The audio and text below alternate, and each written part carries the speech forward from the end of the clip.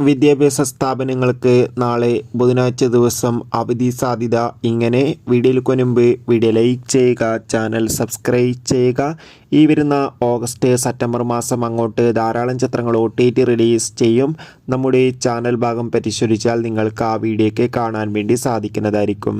സംസ്ഥാനത്ത് വരും ദിവസങ്ങളിൽ ശക്തമായ മഴയ്ക്ക് സാധ്യതയെന്ന് കാലാവസ്ഥാ നിരീക്ഷണ കേന്ദ്രം അറിയിച്ചിട്ടുണ്ട്. അതുകൊണ്ട് തന്നെ എല്ലാവരും ജാഗ്രത പാലിക്കാൻ വേണ്ടി ശ്രമിക്കുക. ഇന്നിതാ തൃശ്ശൂർ ജില്ലയിലെ മുഴുവൻ